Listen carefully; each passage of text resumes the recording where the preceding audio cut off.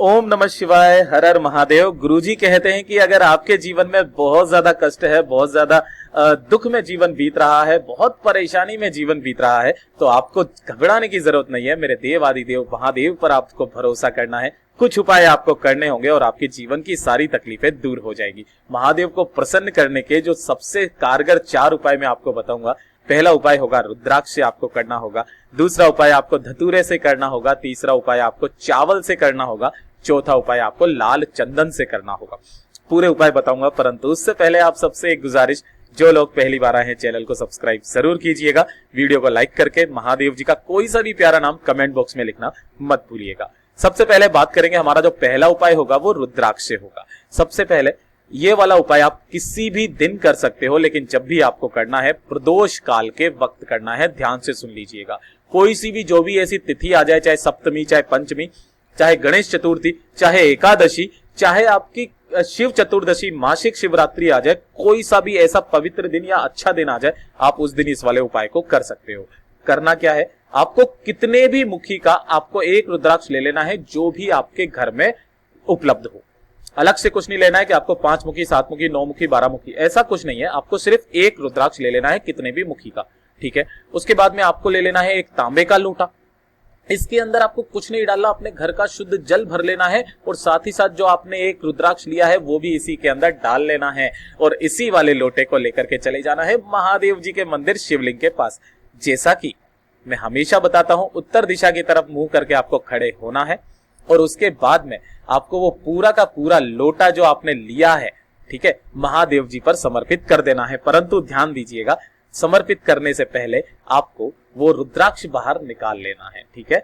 अब ध्यान से सुनिएगा, जब आप इसको समर्पित करेंगे तो एक धारी से आपको समर्पित कर देना है। महादेव जी के बहुत प्यारा नाम है, एक सोमेश्वर महादेव जी, ठीक है। सोमेश्वर महादेव जी के नाम से ये पूरा का पूरा जल आपको एक धारी से समर्पित कर देना है और जब ये जल बहता हुआ नीचे की तरफ में आएगा, आपको इसे अपने दाहिने हाथ पे लेकर के और आपको ग्रहण कर लेना है।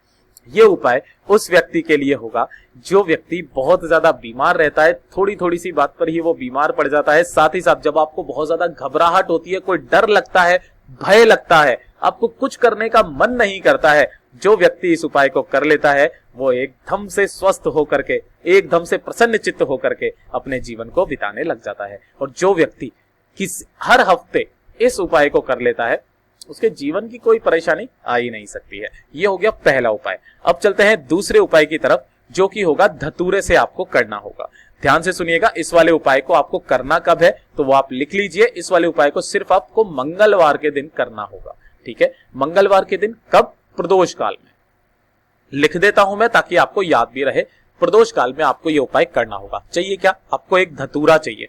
क्या हमें धतूरा ही चाहिए? नहीं, आपको जब ये धतूरा फोड़ेंगे तो आपको फोड़ने के बाद यहां पर देखिए ध्यान से, इसके अंदर इस तरीके के काले बीज मिलेंगे, ठीक है। आपको ये बीज चाहिए धतूरे के, धतूरा नहीं चाहिए, ठीक है। आप चाहेंगे कि अगर आपको यहाँ पे नहीं मिलते हैं तो आप दुकान पर जाकर के भी ले सकते हो। मार्केट में आपको आसानी से मिल जाएंगे धतूरे के बीज, जो कि काका पंसारी की जो दुकानें होती है वहां पर, ठीक है। जब ये धतूरे के बीज आपको इकट्ठे हो जाए या मिल जाए, आपको करना क्या होगा, इसे ले लेना है। साथ ही साथ आपको एक लोटा शुद्ध जल आपको ले लेना है। इसके अंदर आपको कुछ भी नहीं डालना है, ध्यान से देखिएगा, ठीक है। कुछ भी नहीं डालना है, सिर्फ एक लोटा जल ले लेना है, ठीक है। अब ये वाला उपाय कौन व्यक्ति कर सकते हैं? जिन्हें बहुत दिनों से जिनकी मनोकामना पूरी नहीं हो रही है, या कोई छोटी सी कामना है आपकी, कोई इच्छा है आपकी, सरकारी नौकरी की इच्छा है या किसी भी तरीके की, इस तरीके की छोटी मोटी, आप कोई जमीन खरीदना चाहते हो लेकिन वो जमीन बेचना नहीं चाहता, ठीक है, तब आप ये वाला उपाय कर जाइएगा। आपकी वो वाली जमीन आपको ही बेचेगा, ऐसा आपका दावा है, ठीक है। तो आपको ये वाला उपाय उस वक्त करना है, आपकी छोटी मोटी जो भी मनोकामना है वो पूरी हो जाएगी। एक लोटा जल ले लिया। अब लोटा जल और साथ ही साथ आपने जो धतूरे के बीज लिए हैं, दोनों को लेकर के महादेव जी के मंदिर चले जाना है प्रदोष काल में। हमेशा की तरह उत्तर दिशा की तरफ मुंह करके खड़ा हो जाना है। बहुत ज्यादा प्रावधान है इसका, ठीक है। अब सबसे पहले आपको करना क्या होगा, जो आपने धतूरे के बीज लिए हैं, उस धतूरे के बीज को महादेव जी के ऊपर आपको यहाँ पर ओम नमः शिवाय मंत्र का स्मरण करते हुए यहाँ पर समर्पित कर देना है। कितने भी बीज आप ले लीजिए, कोई दिक्कत नहीं है। लेकिन अब ध्यान दीजिएगा, आपका जो दाहिना हाथ है उससे आपको इन बीजों को टच करते हुए यानी कि स्पर्श करते हुए यहाँ का यही शिवलिंग के ऊपर ही हाथ रख के आपकी जो भी मनोकामना है आपको कह देनी है। कह देने के बाद अपना नाम और गोत्र बोल करके महादेव जी के ऊपर ये पूरा का पूरा जो लोटा आपने एक लोटा जल लिया है महादेव जी को आप समर्पित कर दें। श्री शिवाय नमस्तुभ्यम का स्मरण करते हुए सबसे अचूक मंत्र है ये, सारी समस्याओं का हल है ये। जब ये जल बहता हुआ नीचे जलाधारी से नीचे आएगा, आपको ये थोड़ा सा इकट्ठा कर लेना है और अपने घर में चारों तरफ आपको बिखेर देना है और इसको छींटे चारों तरफ लगा देने हैं। इससे एक और फायदा मिलेगा कि आपके घर में कभी भी लड़ाई झगड़ा कलेश कभी भी नहीं होगा, कोई नेगेटिव एनर्जी आपके घर में नहीं आ सकती है। ये हो गया आपका दूसरा उपाय। अब बात करते हैं तीसरा उपाय का, जो कि होगा एक चावल से उपाय। ये भी किसके लिए होता है? मनोवांछित फल प्राप्ति के लिए होता है। किसी भी दिन आप इस वाले उपाय को कर सकते हो, लेकिन जब भी कभी कोई ऐसी तिथि आ जाए जैसे शिव चतुर्दशी आ जाए, पंचमी आ जाए, सप्तमी आ जाए, गंगा नवमी आ जाए या गंगा सप्तमी आ जाए, सीता नवमी आ जाए, ऐसा एकादशी आ जाए या फिर आपकी प्रदोष आ जाए, उस दिन आप इस वाले उपाय को कर सकते हैं। एक आपको क्या चाहिए? चावल का दाना चाहिए, एक जो कहीं से भी टूटा फूटा ना हो, अक्षत कहीं से भी टूटा फूटा ना हो। साथ ही साथ चाहिए आपको 7 काली मिर्च, जो आप यहां पर देख पा रहे हो। ये दोनों चीजें ले लिया आपने। अब आपको एक लोटा लेना है तांबे का, जिसके अंदर आपको अपने घर का शुद्ध जल भर लेना है और जो आपने एक अक्षत का दाना लिया है वो भी इसके अंदर डाल देना है। 7 काली मिर्ची भी अपनी कामना कहते हुए इसके अंदर डाल देनी है। ठीक है, ये कर दिया आपने। उसके बाद में आपको जाना है महादेव जी के मंदिर शिवलिंग के पास, परंतु उससे पहले आपको एक और चीज ले लेनी है, वो होगा लाल चंदन। ठीक है, ये लाल चंदन आपने ले लिया। अब उसके बाद में आपको करना क्या है? जब आप महादेव जी के मंदिर जाएं, सुबह जाना चाहो सुबह चले जाओ, शाम को जाना चाहो शाम को चले जाओ, कभी भी आप जा सकते हो।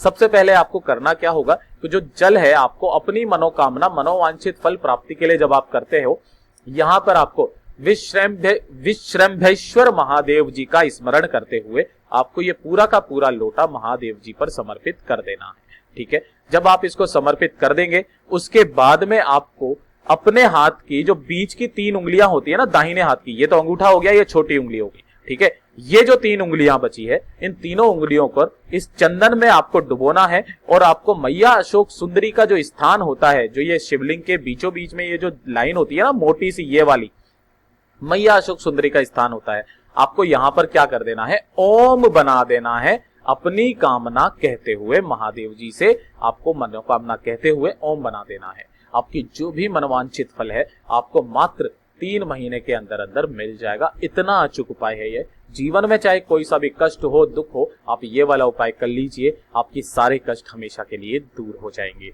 ये हो गया उपाय। और आज का जो सबसे अंतिम उपाय है और जो सबसे कारगर उपाय है वो होगा लाल चंदन का उपाय। जिन व्यक्तियों को धन की बहुत ज्यादा समस्या है, लक्ष्मी प्राप्ति के लिए कर्ज से डूबे हुए हैं, कर्ज चुक ही नहीं रहा है, बहुत तकलीफ में है, तब आप ये वाला उपाय कर सकते हैं। ध्यान दीजिएगा, इस वाले उपाय को भी आप चाहो तो एकादशी के दिन, चाहो तो आप शिवरात्रि के दिन, चाहे आप मासिक शिवरात्रि जो आती है उस दिन, या फिर आप अमावस्या के दिन भी इस वाले उपाय को कर सकते हो। ध्यान से सुनिएगा, जो भी अच्छी तिथि पड़ जाए आप उस दिन इस उपाय को कर सकते हो। सबसे पहले चाहिए आपको लाल चंदन। ठीक है, लाल चंदन कौन सा वाला? ये वाला नहीं, पिसा हुआ लाल चंदन आपको ले लेना है। साथ ही साथ आपको ले लेना है कमल गट्टा। याद रखिएगा, ये कमल गट्टे का बीज है, आपको एक बीज चाहिए मात्र। और साथ ही साथ एक तांबे का लोटा, इसके अंदर आपको अपने घर का शुद्ध जल भर लेना है। जल भरने के पश्चात आपको वो कमल गट्टा भी इसी के अंदर अपनी मनोकामना कहते हुए, अपना नाम और गोत्र बोलते हुए, जो भी धन की समस्या है, माता रानी माता लक्ष्मी का आपको स्मरण करते हुए इसके अंदर डाल देना है।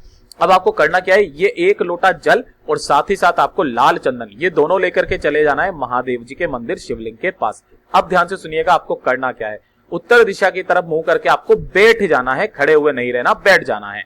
और जो भी ये मैया अशोक सुंदरी का स्थान है, आपको यहां पर लाल चंदन से बहुत अच्छे से आपको क्या कर देना है? लेपन करना होगा। अपना नाम और गोत्र बोल करके अपनी मनोकामना कहते हुए, जो भी आपकी धन की समस्या है, माता लक्ष्मी जी का मन में स्मरण करते हुए आपको यहाँ पर ये अच्छे से लेपन कर देना है। उसके बाद क्या करना है? जो आपने एक लोटा जल लिया है, किसका? कमलगट्टे का, उसे आपको महादेव जी के ऊपर श्री शिवाय नमस्तुभ्यम का स्मरण करते हुए आपको यहाँ पर पूरा का पूरा जल एक धारी से आपको यहाँ पर समर्पित कर देना है। किसी भी और जगह पर समर्पित नहीं करना है। जब ये जल बहता हुआ नीचे की तरफ में आएगा कुछ इस तरीके से, ठीक है, ये लाल चंदन से टच होता हुआ जब ये आएगा, तब आपको उसी लोटे में इस जल को जितना भी आप रोक सको इकट्ठा कर लेना है। इसे लेकर के अपने घर पर आ जाना है और घर के कोनों कोनों में आपको छिड़क देना है। अगर आप इस वाले जल को थोड़ा सा, अगर आपकी कोई दुकान है, कोई व्यवसाय है, कोई फैक्ट्री है, वहां पर भी जाकर के इस जल को आप छिड़क देंगे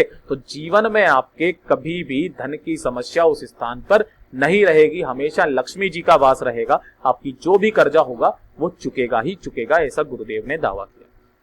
पूज्य गुरु जी ने जैसा अपनी कथा में बताया वैसा आपको बताने की पूरी कोशिश की है। अगर वीडियो जरा सा भी अच्छा लगा हो तो लाइक जरूर कीजिएगा, चैनल को सब्सक्राइब जरूर कीजिएगा और साथ ही साथ अगर कुछ पूछना हुआ करे तो आप कमेंट बॉक्स में जरूर पूछिएगा। कोशिश करूंगा मैं सबको जवाब दे सकूं। धन्यवाद।